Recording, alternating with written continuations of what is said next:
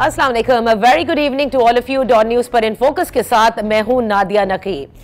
अब जो है वो एक ही दिन बाकी रह गया है कि आने वाले आम इंतखाबात के लिए अपने अपने उम्मीदवार जो हैं वो नॉमिनेशन पेपर्स फाइल कर दे।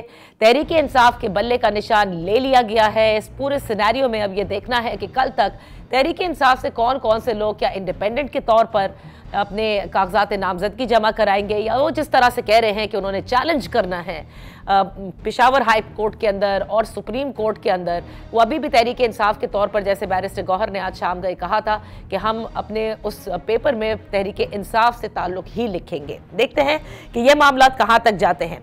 अलबत्ता ये ज़रूर लगता है कि कल जो साइफर केस के हवाले से जमानतें हुई, पाकिस्तान मुस्लिम लीग नून के कैंप्स में हमने देखा कि किसी किस्म की क्या कोई घबराहट है। आज ये बड़ा अहम सवाल है क्योंकि हमने देखा कि मुख्तलिफ रहनुमाओं की जानिब से प्रेस कॉन्फ्रेंस की गई, इंतखाबी निशान तो ले लिया गया है, लेकिन तब भी PMLN ने आज बानी तहरीक इंसाफ को अपने बयानिए से जिंदा भी रखा। और मलिक अहमद खान साहब ने फ़ौरन कहा कि साइफर का फैसला सुनकर कई सवाल उनके जहन में आए, जिसका उन्होंने आज इजहार किया प्रेस कॉन्फ्रेंस के जरिए। दूसरी जानिब मरियम औरंगजेब साहिबा की प्रेस कॉन्फ्रेंस हुई, जिसमें उनका ये कहना था कि 190 मिलियन पाउंड केस हो, ऑफिशियल जो सीक्रेट एक्ट है उसकी खिलाफ वर्जी हो, या तोशा खाना केस हो, इस सब के बावजूद मासूम कहा जा रहा है। तीसरी जाने फिर मोहसिन रांझा साहब भी आए और उन्होंने माजी का भी जिक्र किया, गुड टू सी यू का भी जिक्र किया, और फिर कहा कि इनको सर्टिफिकेट पे सर्टिफिकेट दिए जा रहे हैं। क्या पाकिस्तान मुस्लिम लीग नून को आज भी तहरीक इंसाफ के बानी एज ए चैलेंज नजर आ रहे हैं? किसी किस्म का कोई खतरा है? जरा इस पर भी बात कर लेते हैं। इन फोकस हैं सेनेटर इरफान सिद्दीकी साहब, पाकिस्तान लीग नून के सीनियर रहनुमा हैं और पाकिस्तान मुस्लिम लीग नून की जो मंशूर कमेटी है उसके चेयरमैन भी हैं। Thank you so much for joining us. जी इरफान सिद्दीकी साहब, क्या हो गया? मतलब कल साइफर केस में सिर्फ जमानत ही तो हुई, गिरा गुजरी है PMLN को लगता है। आज सुप्रीम कोर्ट के फैसले के हवाले से जिस हिसाब से प्रेस कॉन्फ्रेंस की जा रही है, किसी किस्म का कोई खतरा लग रहा है कि बाहर आ जाएंगे वो? बहुत शुक्रिया नादिया। असल में होता ये है कि जब इंतखाबात की रुत आती है, इंतखाबात का मौसम आता है, तो जो सियासी जमातें होती हैं उनका सेंसिटिविटी लेवल जो है वो कुछ ज़्यादा हो जाता है, ज़्यादा हसास हो जाती हैं, और उनका जो हदफ होता है वो शायद अपना रकीब कम होता है, हरीफ कम होता है, अवाम ज़्यादा होते हैं। वो अवाम को बावर कराना चाहते हैं जी कि ये नाइंसाफ़ी हो गई, ये इंसाफ नहीं हुआ, तो वो दरअसल उनको एड्रेस कर रहे होते हैं, और लगता यूँ है कि जैसे वो बहुत गैज़ व गज़ब में आ गए हैं या बहुत ही उन्हें तकलीफ़ पहुँची है। और इसके साथ ही एक दूसरी बात भी मैं कहना चाहूँगा कि हमारी अदालतों के अंदर पिछले कुछ अरसे से इफ्तिखार मोहम्मद चौधरी साहब के ज़माने से एक रौ चली है, एक रविश चली है। वो ये है कि फ़ैसले तो अपनी जगह होते हैं, आइन के मुताबिक ही होते हैं, कानून के मुताबिक होते हैं, कवायद व ज़वाबित के मुताबिक होते हैं, प्रैक्टिस के मुताबिक होते हैं, लेकिन जहाँ कहीं गैर ज़रूरी रिमार्क्स आना शुरू हो जाते हैं तो वो उन फैसलों को पे असरअंदाज होते। जैसे हमारे फैसलों में अगर ये कह दिया गया कि जी सिसिलियन माफिया हैं और गॉडफादर हैं और ये, तो वो आज तक एक स्टिग्मा बना हुआ है। फैसला अपनी जगह है, वो अनडू भी हो गया, लेकिन ये रिमार्क्स अपनी जगह मौजूद हैं। अच्छा। इसी तरह जब कल के फैसले में मोहतरम जज साहब ने मासूम का लफ्ज़ इस्तेमाल किया, तो उस पर शायद इनको कुछ थोड़ा सा हुआ होगा कि ठीक है, आपने आइन के तहत, कानून के तहत ये करार दे दिया कि ये काबिल ज़मानत केस है और ज़मानत दे दी। उसके बाद फिर ये तारीफ़ व तौसीफ़ के कलमे कहना या किसी के बारे में मासूमियत, पहले हम सदाकत को, मेरी गुजारिश सुन लीजिए, पहले हम सदाकत को भुगत रहे थे, अमानत को भुगत रहे थे, अब मासूमियत को भुगतेंगे। तो अगर दायरा कार के अंदर रह के कानून और आइन की शिकों की बात की जाए और उससे बाहर निकल के कोई जज्बाती रिमार्क्स ना दिए जाएं या कोई तौसीफी या कोई कंडेम करने वाले रिमार्क्स ना दिए जाएं, तो बात ज्यादा अच्छी होती है। लेकिन इरफान सिद्दीकी साहब, जो सदाकत और अमानत को भुगतने का आप कह रहे हैं, वो ग्रीवेंस तो आपकी जनरल बाजवा और जनरल फैज से होनी चाहिए ना। बकिया से क्या है। और इसीलिए ये जो अब कहा गया, मरियम औरंगजेब साहिबा ने कहा कि पहले लाडला मुसल्लत किया गया था, अब मासूल मुसल्लत किया जा रहा है, कहीं कुछ मसाइल लग रहे हैं मुझे। नहीं, कोई मसला नहीं है। मैंने आपको बताया कि जब इंतखाबात की रुत होती है तो उसमें इस तरह के जवाब दर जवाब आते रहते हैं। इसमें ऐसी कोई बहुत गहराई में जाके कोई चीज ना तलाश करें। इस समुंदर से कोई ऐसी मछली नहीं मिलने वाली। आप मुझे ये बता दीजिए कि PMLN आज भी तहरीके इंसाफ को अपना हरीफ समझती है? बिकॉज अब तो इंतखाबी निशान ले लिया गया, वरना चैलेंज तो आप लोगों के लिए सबसे ज्यादा था। नहीं, हमारे लिए हर वो जमात चैलेंज है जो मैदान के अंदर खड़ी है।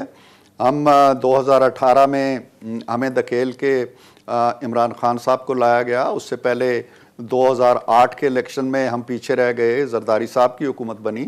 तो हम किसी को भी हल्का नहीं समझते। जब इंतखाबी अखाड़े में उतरते हैं तो सारे ही हरीफ तवाना होते हैं और तवाना समझ के मुकाबला किया जाता है।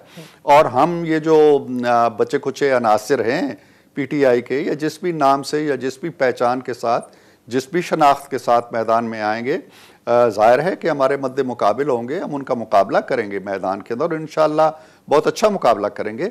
लेकिन हम ये नहीं कह रहे हैं कि ये खेल कोई एकतरफा हो गया है और हमारे सामने कोई हरीफ टिकेगा नहीं और हम एक लावे की तरह फूटेंगे और सब कुछ जलाते बहाते हुए चले जाएंगे। अच्छा। ऐसा हम नहीं समझते। इतने मामलात आप लोगों के अच्छे नहीं हुए अभी, इसका मतलब ये हुआ?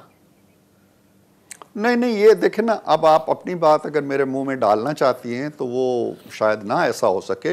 मैं मामलात का इशारा जिस तरफ है उन मामलात की बात नहीं कर रहा, ना मैं उधर इशारा कर रहा हूँ। सही। आप ये यकीन जानिए कि हमने हमेशा अवाम की तरफ ही रुजू किया है, अवामी का रुख किया है। अब भी अवाम से वोट लेंगे।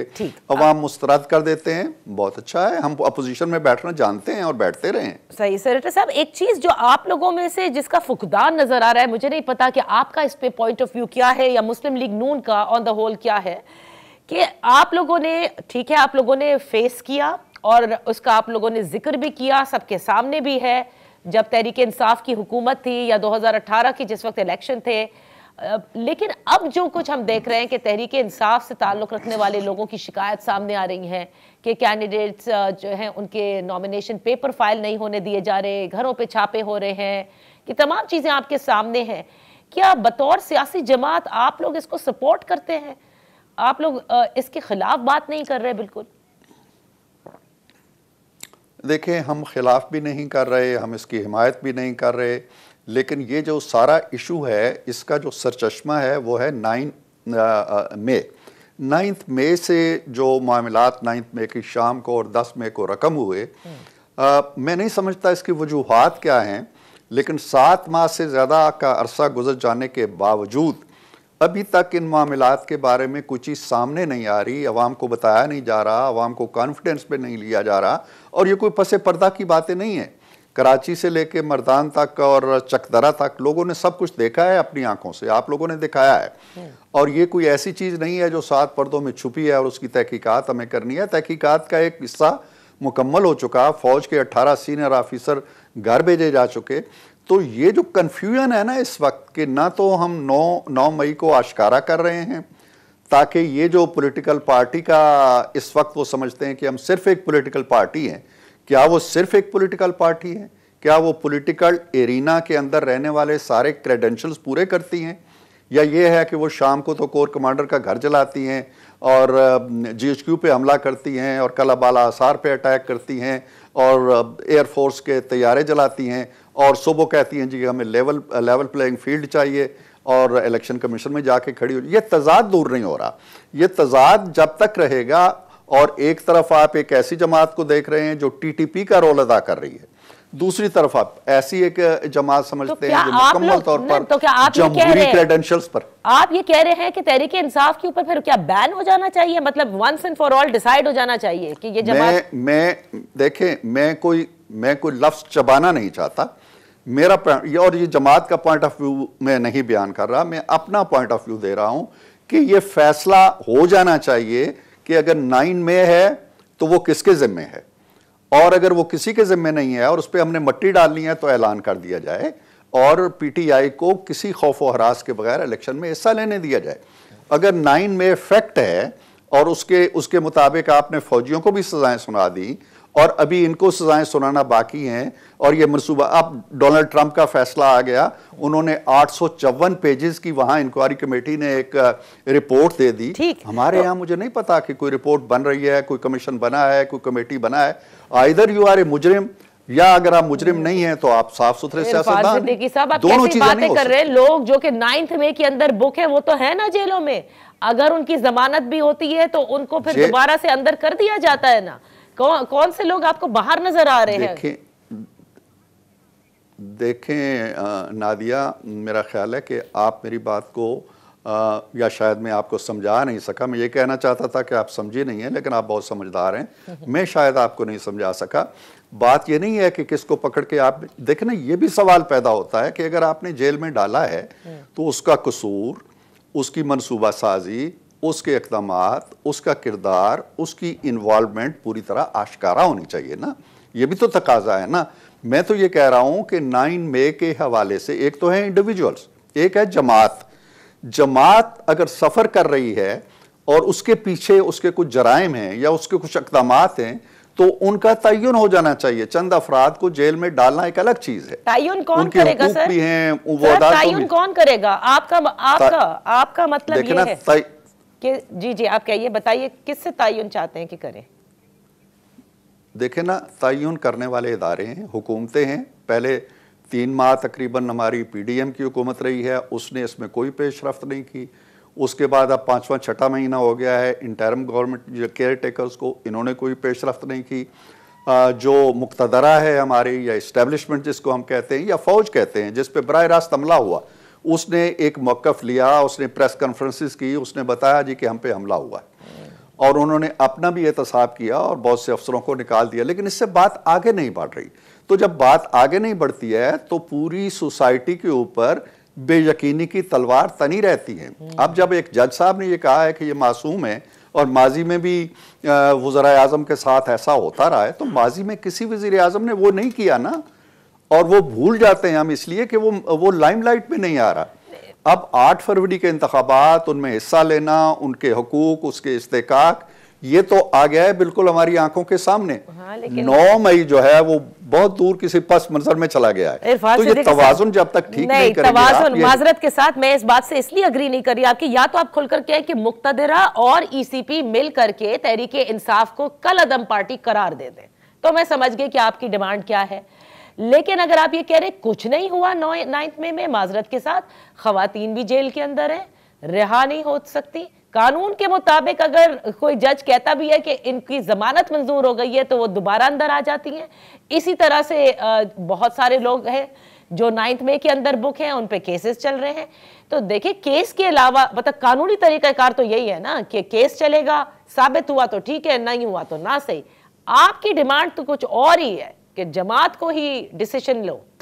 नहीं, मेरी डिमांड ये है, मैं ना ये चाहता हूं कि किसी को सजा मिले बिला जवास, और ना मैं ये चाहता हूं कि अगर कोई किसी पे कोई इल्ज़ाम है तो उस इल्ज़ाम का सुराग लगाएं, तहकीक करें। अब देखें, डोनाल्ड ट्रंप ने तो जाके नहीं कैपिटल हिल पे हमला किया था ना, उसको एक अदालत क्यों कह रही है कि भाई तुम नाअहल हो, तुम नहीं कर सकते। उसकी तकरीरें निकाली गई हैं, दस्तावेज़ात निकाली गई हैं, सोशल मीडिया अकाउंट्स निकाले गए हैं। हमने क्या किया है? मैं ये कह रहा हूँ, मैं हरगिज ये नहीं कह रहा हूं कि आप इंडिविजुअल्स की बात कर रही हैं, मैं पार्टी की बात कर रहा हूं। इंडिविजुअल्स बेचारों ने क्यों सजा भुगती या भुगत रहे हैं? इसलिए कि एक पार्टी से मुतल्लिक है और उस पार्टी का एक पार्टी का एक लीडर है। जब वो तो इंडिविजुअल तो सजा भुगत रहे हैं और पार्टी इलेक्शन लड़ रही है पूरे तमतराक के साथ, ये नहीं हो सकता। तो ये मतलब ये सूट भी नहीं करता वैसे भी। अच्छा, मुझे ये बताएं इरफान सिद्दीकी साहब, अब जरा ये किसी सोसाइटी को सूट नहीं करता। आप वो फाइंडिंग्स देखें जो ट्रंप के कमीशन की 854 पेजेस की फाइंडिंग्स है। और कोई सोसाइटी अगर वो महजब, या तो आप ये कह दें ना, ये कह दें जी कि ये भूल चूक थी, 9 मई को जो कुछ हुआ ये सादगी थी, मासूमियत थी, गलती में हो गया, इसको हम भूल जाते हैं। मैं पहला आदमी हूंगा जो कहूंगा हाँ बहुत अच्छा हो गया, स्लेट साफ करें, आगे चले। उसको भी आपने गले का तौक बनाया हुआ है, इस तरफ भी आप आ रहे हैं, कंफ्यूजन इसी से पैदा होता है। इरफान सिद्दीकी साहब, यहाँ पर एक छोटी सी ब्रेक लेते हैं, ब्रेक के बाद वापस हाजिर होंगे।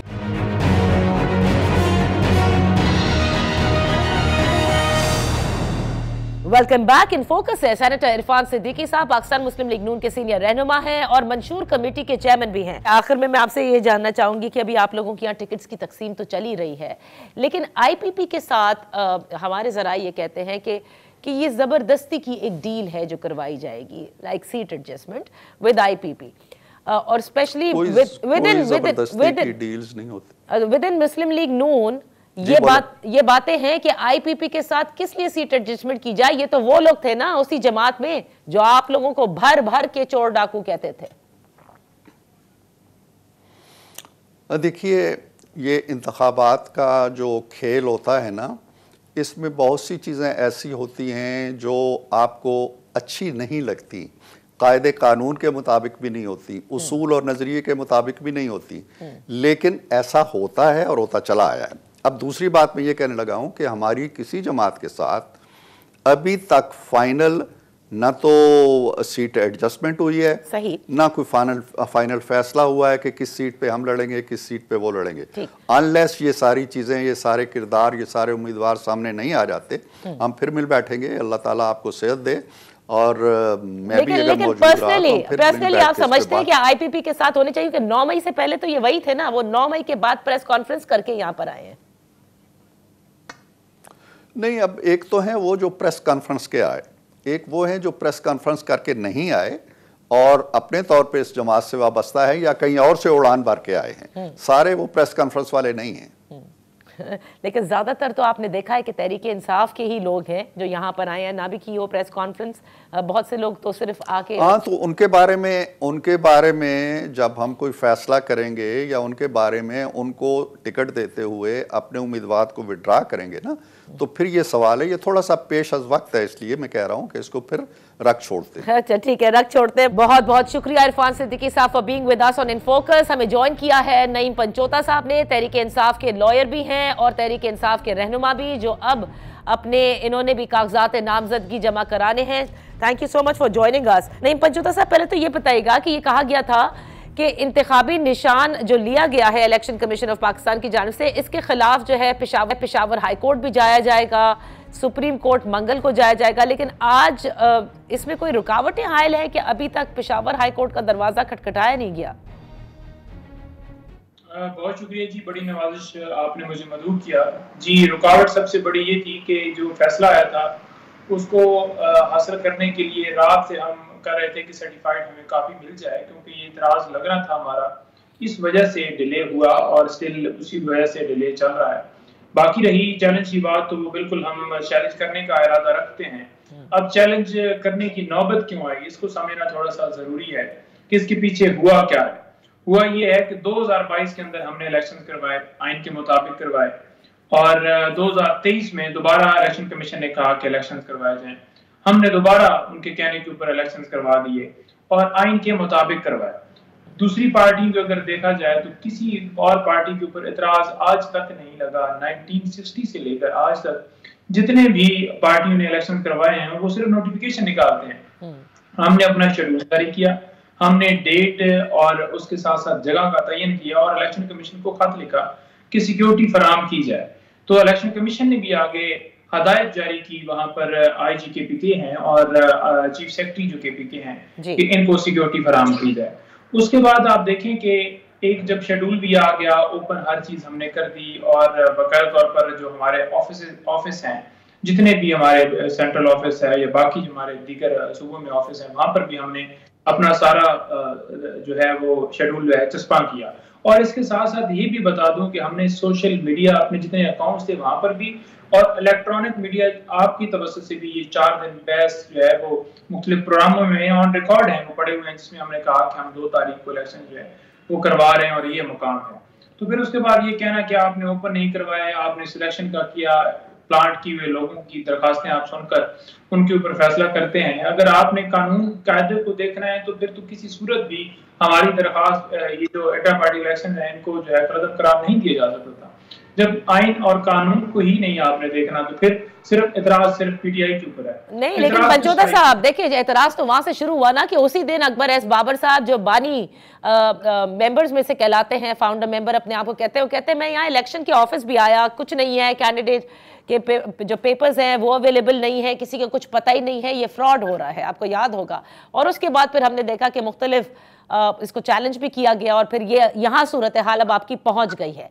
अब मुझे ये बता दीजिए कि क्योंकि कल एक दिन बाकी है नॉमिनेशन पेपर्स जमा कराने का, राइट, और हर शख्स, अगर आप भी, क्योंकि you are also planning to contest the election, तो अब आपने जमात के खाने में क्या करना है? आपने तहरीक इंसाफ अभी भी लिखेंगे या इंडिपेंडेंट के तौर के ऊपर अब आप अपने नॉमिनेशन पेपर्स फाइल करने जा रहे हैं सब? देखिए, वही बात है ना कि इन्होंने गैर यकीनी सूरत हाल पैदा क्यों की है। पहले इन्होंने 71 डेज इलेक्शन कमीशन ने हमारा फैसला जो है महफूज रखा, और अगर इससे पीछे जाए तो चीफ इलेक्शन कमिश्नर का बयान आपकी नजर में भी गुजरा होगा, जिसमें वो कह रहे हैं कि बल्ले का निशान भी होगा बैलेट पेपर के ऊपर, और ये भी उन्होंने कहा था कि चेयरमैन पीटीआई जो है वो चेयरमैन रहेंगे। बल्कि ये एक वर्बल जो ऑर्डर हुआ था कोर्ट में, उसमें ये उन्होंने खुद कहा था। लेकिन जब फैसला आया 71 डेज के बाद, उस वक्त फैसला दिया गया जब बिल्कुल इलेक्शन की डेट जो है वो अनाउंस हो चुकी थी कि 8 तारीख को इलेक्शन होंगे। और ये बदनीतियां अकबर एस बाबर से शुरू हुई हैं, सिर्फ इस दोबारा प्रोसेस को ये सारा डीरेल करने के लिए। ये अकबर एस बाबर टाइप के लोग प्लांट किए जाते हैं हमेशा। वो हमारा कोई मेंबर नहीं है, उसने पाकिस्तान तहरीक इंसाफ के खिलाफ हर जगह के ऊपर केसेस किए हैं, वो पाकिस्तान तहरीक इंसाफ का हिस्सा नहीं है। और आपने अगर वो हिस्सा क्लेम करते हैं तो मुझे बताएं ना कि क्या किसी जगह के ऊपर कोई उनकी स्टेटमेंट खान साहब के हक में है? क्या खान साहब के हक में किसी जगह के ऊपर वो बोले हों? तो जब आप एक पार्टी के खिलाफ हैं तो फिर आप उस पार्टी के आइन के मुताबिक आप उसका हिस्से नहीं रह सकते। तो इस तरह के लोगों को लाकर सिर्फ और सिर्फ वो बल्ले का, देखें उसने किया क्या, हरकत क्या की है उसने, बल्ले का निशान छीन कर, तो वो क्या जो है वो पीटीआई का ऐसा पता हिस्सा हो सकता है? पूरा पाकिस्तान जो है इस बात की मजम्मत कर रहा है कि हर पार्टी को हक है इलेक्शन लड़ने का, हर शहरी को हक है कि वो पार्टिसिपेट करे इलेक्शन के अंदर, और कोई भी खड़ा हो सकता है। यहाँ पर तो नॉमिनेशन पेपर जमा करवाने के ऊपर पाबंदी है। मैं अभी देख रहा था, जरताज गुल ने मुझे थोड़ी देर पहले फोन किया, तो उनके जो वकील हैं एक दफा जो है वो उन्होंने भिजवाए, उनको बिठा लिया गया, फिर उन्होंने नई टीम भिजवाई, फिर उनको बिठा लिया गया, फिर उन्होंने नई टीम भिजवाई, और बड़ा 2 दिन वो जंग पूरी जारी रही है नॉमिनेशन पेपर जमा करवाने के हवाले से। जो पेपर लेने में इतनी ज्यादा जो है दुश्वारी दे रहे हैं, फिर परवेज जलाई साहब के पेपर जमा करवाने के लिए वहां पर नफरी गेट के ऊपर खड़ी है कि उनकी जो है वो गई है, खातून को गई है जमा करवाने के लिए, तो उसको रोक दिया गया वहां पर। इसी तरह उनका जो वकील है अपना हमारा आमर सईद, उसको रात को अगवा कर लिया गया है। अच्छा, लेकिन पंचोता साहब, कल इलेक्शन कमीशन की जानिब से जो मरासला भेजा गया है चीफ सेक्रेटरीज को, सूबाई इलेक्शन कमिश्नर्स को, अब आप नहीं समझते कि उसके बाद जो है मामलात काफी हद तक बेहतर हो गए हैं? जो आप लोगों की शिकायत है उनका बजाला हो रहा है? नहीं, देखें, सुप्रीम कोर्ट में हम लेकर दरखास्त गए थे, उसके बाद भी कोई इजाला प्रैक्टिकली नहीं हुआ, क्योंकि उन्होंने कहा था कि तमाम जमातों को लेवल प्लेइंग फील्ड दी जाए। और ये बड़ी बाकायदा तौर पर सरजनिश की गई थी चीफ इलेक्शन कमिश्नर की कि आप ये क्या कर रहे हैं मुल्क के अंदर। 1970 वाला और 1977 वाला जो है वो दौर रिपीट ना किया जाए, हुकूमत होश के नाखन ले। लेकिन उसके बावजूद इलेक्शन कमीशन ने तमाम सूबों को, तमाम वहां पर चीफ सेक्रेटरीज और आईजीज को लेटर तो लिख दिए, आईजी इस्लामाबाद को भी, डीसी इस्लामाबाद को भी, लेकिन प्रैक्टिकली कुछ नहीं हुआ। आज भी हमाद अजहर साहब के पेपर जमा नहीं करवाने दिए। आज भी हमारे लाहौर बार के सदर हैं राना इंतजार साहब, वहां पर पुलिस ने उनको धक्के दिए। आज भी मुख्तलिफ वीडियोज जो हैं वो सोशल मीडिया के ऊपर गर्दिश कर रही हैं। और ये बात जो है इलेक्शन कमीशन जो चीफ साहब हैं उन्होंने भी ये हमारी बात तस्लीम की कि वाकई मैंने भी वीडियोस देखी हैं, तो लिहाजा जी उनके खिलाफ कार्रवाई की जाए। किन को हदायत कर रहे हैं? चीफ सेक्रेटरी को हदायत कर रहे हैं, आईजी को कर रहे हैं, जो खुद करवा रहे हैं वो हमारे, देखिए इनके खिलाफ एक्शन होना चाहिए। जो वहां पर बैठे हुए अपने लोगों के ऊपर जुल्म करवाता है, फौरन उसको चेंज करना चाहिए। कैसा बाइस अफसर जो हुक्म दे रहा है उसको साइड पर करें। लेकिन यहाँ पर जो है इलेक्शन कमीशन हुक्म देता है कि आईजी इस्लामाबाद या चीफ कमिश्नर जो इस्लामाबाद है, डीसी इस्लामाबाद है, उनको चेंज किया जाए। उस हुक्म, उस जो है वो लेटर की कोई तामील नहीं की जाती, क्योंकि निगरान हुकूमत जो है वो भी आपको पता है कि इस वक्त न्यूट्रल तो है नहीं। पंचोता साहब, यहाँ पर एक ब्रेक ले लेते हैं, ब्रेक के बाद अपनी गुफ्तगू जारी रखेंगे।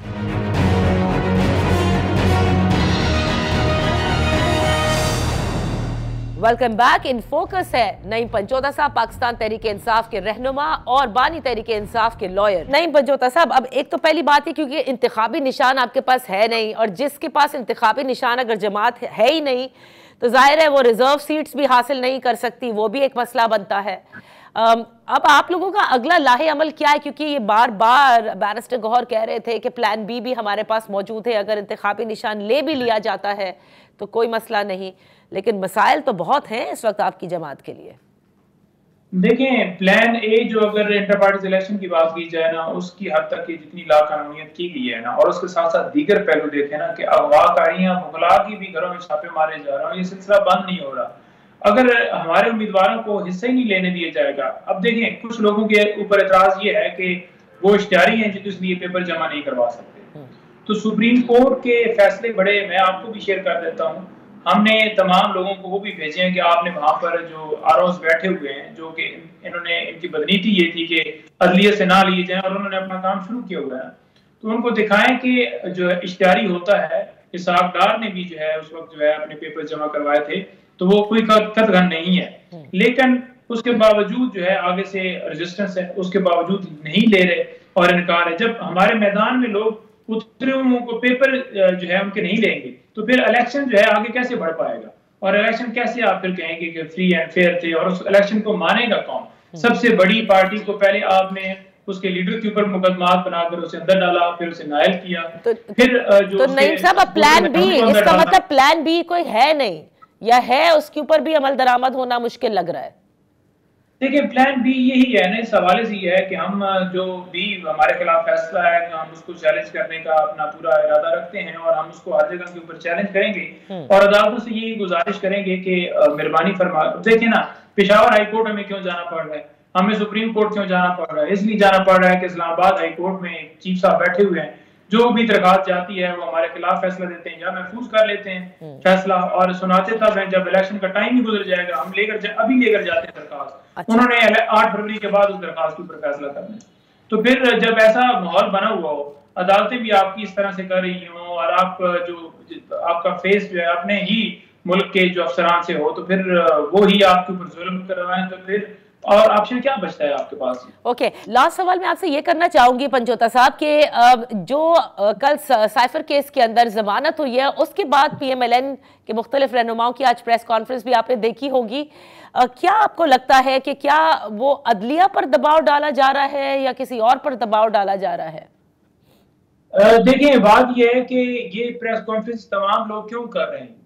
ये इसलिए कर रहे हैं क्योंकि अमेरिका से जो धमकी मिली थी, जो साइफर आया था, उस जो हमारे मुल्क के अंदर अंदरूनी मुदाखलत की गई और मुल्क के अंदर से जो साजिश तमाम इन लोगों ने करके इमरान खान साहब को जिस तरह से हटाया था, उस हटाने के ऊपर आज सवाल उठा है कि इमरान खान साहब मासूम, जब सुप्रीम कोर्ट ने कहा कि वो इनोसेंट है, अभी तक उनके ऊपर जुर्म साबित नहीं हुआ, और जो सेक्शन 5 की उन्होंने हवाला दिया था उसके अंदर यही कहा था कि आप की जो FIR है या आपके जो इस वक्त का स्टेटस है केस का, आप साबित नहीं कर पा रहे कि किसी तरह से इस लेटर से किसी और मुल्क को जो है वो फायदा हुआ है। तो लिहाजा ये बात इनको जो है वो ले डूब रही है कि ये बात अगर हमारे खिलाफ, क्योंकि कल एक ऐसे रिमार्क्स है जो कि इनने जो सारा किया था उसके ऊपर पानी फेर रहे हैं, तो उस चीज को इन्होंने मिटाने के लिए ये प्रेस कॉन्फ्रेंस शुरू कर दी है कि नहीं जी नहीं, साइफर आया था और उसे बिल्कुल इनोसेंट ना कहा जाए और वो बिल्कुल धमकी मिली थी।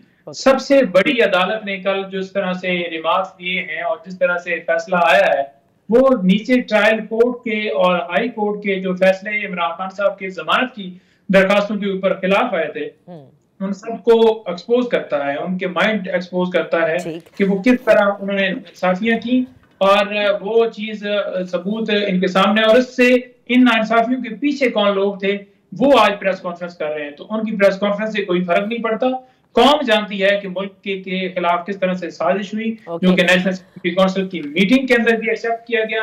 आज ये प्रेस कॉन्फ्रेंस करके ये ना समझें कि ये कोई बड़ी जिम्मा हो सकते हैं। Thank you so much Panchota साहब for being with us on in focus. यहाँ पर एक छोटी सी ब्रेक के बाद जब वापस हाजिर होंगे हम तज्जिया करवाएंगे इस पूरी सियासी सूरत हाल पर।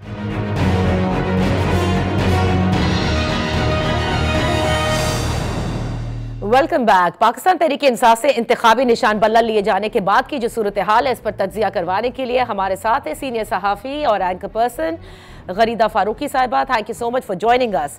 गरीदा, क्या खबरें अब इस्लामाबाद में इलेक्शन कमीशन के इस फैसले के बाद? क्या ये तय है कि इंतखाबात में किसी सूरत भी तहरीक इंसाफ की कोई जगह नहीं है?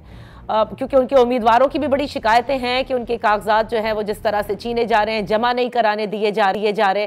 तो क्या लगता है कि इंतखाबात में तहरीक इंसाफ से ताल्लुक रखने वाला किसी शख्स की कोई भी स्पेस मौजूद नहीं है अभी? बहुत शुक्रिया नादिया नकी साहिबा, it's a pleasure, it's an honour to be on your programme. माशाल्लाह एक बहुत बड़ी तादाद पाकिस्तान में, पाकिस्तान से बाहर आपका ये प्रोग्राम देखती है। सो जो सवाल आपका है ये बहुत अहम है, बहुत पर्टिनेंट है, क्रिटिकल है। इस्लामाबाद में इस वक्त जो ग्रेप वाइन है, जो कैपिटल की चिटर चैटर है, वो यही है। और जो मेरी भी बात हुई है कुछ अहम हलकों में, तो जो फील आपको मिलती है, जो खबर आपको मिलती है, वो यही है कि शायद पाकिस्तान तहरीक इंसाफ को सुप्रीम कोर्ट से भी रिलीफ हासिल ना हो सके गालिबन, क्योंकि सियासी जमातों के इलेक्शंस कंडक्ट करवाना, उनके इलेक्शंस को वैलिडेट करना, उनके इलेक्शंस को इनवैलिड करार देना, इंतखाबी निशान अलॉट करना, ना अलॉट करना, ये सोलली प्रेरोगेटिव है, जुरिस्डिक्शन है, डोमेन है लीगली सिर्फ इलेक्शन कमीशन ऑफ पाकिस्तान की। पाकिस्तान में अनफॉर्चुनेटली एक बड़ा ट्रेंड चल निकला है कि जो भी आपका सियासी तनाज़ा हो उसको आप सुप्रीम कोर्ट में ले जाएं। इदारों को अपने काम करने चाहिए। इदारों से पहले यहाँ पर जो गलती बनती है पाकिस्तान तहरीक इंसाफ की बनती है। कल जो 11 सफ़ात का इलेक्शन कमीशन का ऑर्डर आया है नादिया साहिबा, उसमें क्लियरली रिप्रोड्यूस किया गया है। पहले तो 13 जून 2021, आज से 2.5-3 साल पहले बनते हैं। 13 जून 2021 को पाकिस्तान तहरीक इंसाफ के इलेक्शंस होने थे इंट्रा पार्टी, जो उन्होंने नहीं करवाए। ठीक है। अब बात यह है ना कि हमारी पार्टियों के अंदर, हमारी पॉलिटिकल पार्टीज के अपने अंदर ही डेमोक्रेसी नहीं है। चंद एक पॉलिटिकल पार्टीज हैं जिनके अंदर बराए नाम इलेक्शंस होते हैं। फैमिली लिमिटेड बिजनेस यहाँ पर पॉलिटिकल पार्टीज का चल रहा है। जिस भी सियासी जमात का आप उठाकर देख लें, नून हो, पीपल्स पार्टी हो, पाकिस्तान तहरीक इंसाफ का भी आप कोई तस्वुर इमरान खान के बगैर तो कर नहीं सकते। और अभी देखिए इमरान खान जेल में है तो पार्टी को अपनी बका के लाले पड़ गए हैं। बैरिस्टर गौहर कहाँ से आ गए, किस तरह से आ गए? अभी चंद दिन पहले लतीफ खोजा साहब, उन्होंने एक और टेलीविजन चैनल पे कहा, मेरे प्रोग्राम में भी वो कह चुके थे कि जी इमरान खान के बाद तो मैं नंबर 2 हूँ।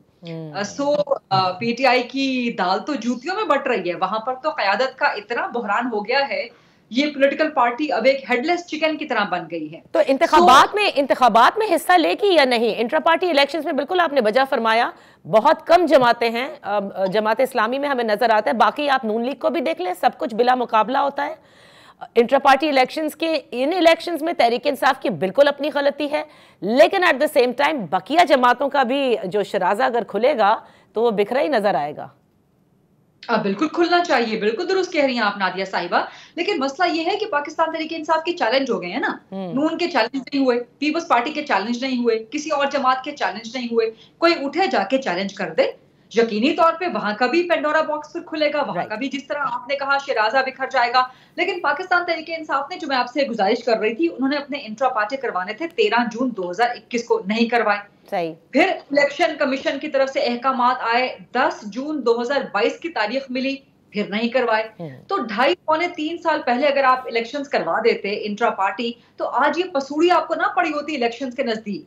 अब तो आपने जनरल इलेक्शन में क्या जाना है, आपको तो अपनी पार्टी के इलेक्शंस के हवाले से लाले पड़ गए हैं। सही। आप अपनी पार्टी में इलेक्शन करवा ले पहले, फिर आप जनरल इलेक्शन में जाएंगे। एएनपी का भी तो फैसला महफूज हुआ है।